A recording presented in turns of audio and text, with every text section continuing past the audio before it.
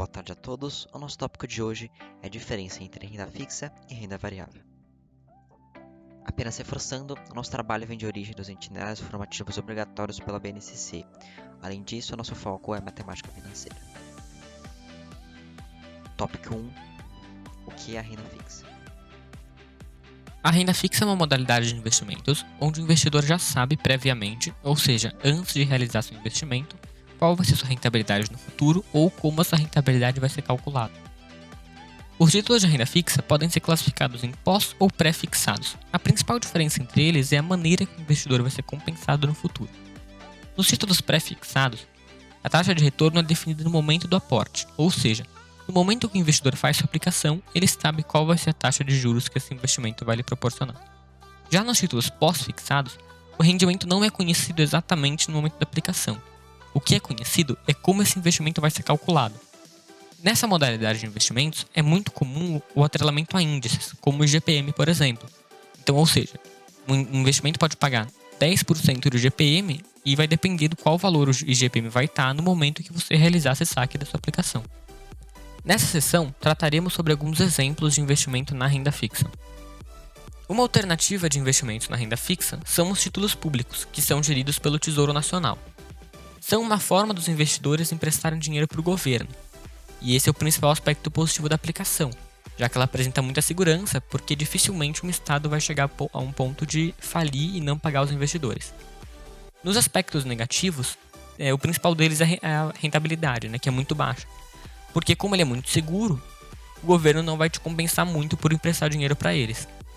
Eles possuem uma alta liquidez, só que o saque dos investimentos é demorado.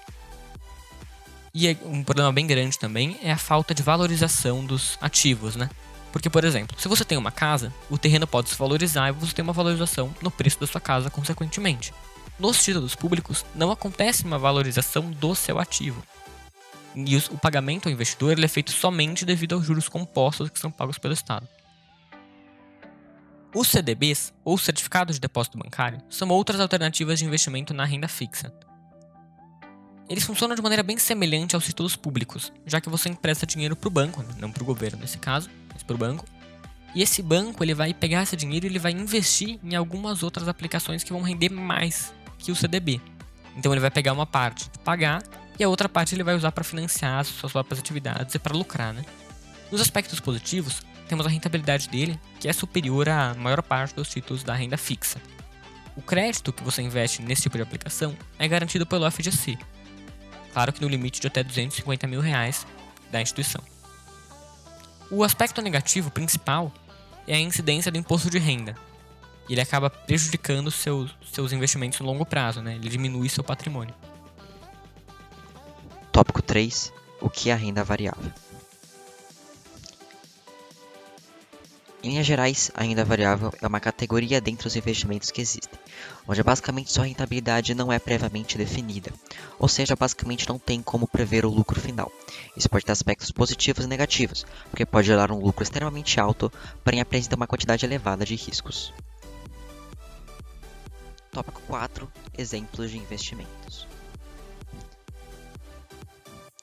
Bom, nessa parte nós separamos exemplos de ativos da renda variável.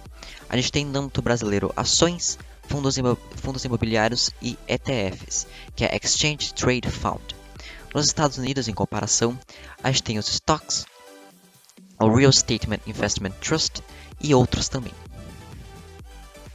Sobre as ações, podemos dizer que elas são as menores frações do capital de uma empresa que está em regime de sociedade anônima. Ou seja, são pequenas partes de uma empresa que você pode comprar por meio da Bolsa de Valores. Elas podem ser classificadas em ações ordinárias, ON, e elas te permitem o direito de voto em assembleia, nesse tipo de ação. As ações preferenciais, elas não te permitem voto em assembleia, mas elas te colocam em uma posição de preferência na hora de distribuir dividendos ou proventos dessa ação. Aqui a gente falou bem pouco sobre ações, mas futuramente nós teremos mais vídeos sobre isso no canal New Gen Leaders no YouTube e no perfil New Gen Leaders Hub no Instagram, então fique por dentro. Bom, nesse slide, somente a título de curiosidade, a gente pegou o número de investidores ativos na B3, esse dado foi de 2020. Atualmente existem 3.222.318 investidores. E mais uma vez, muito obrigado para quem acompanhou até aqui, de verdade, de coração.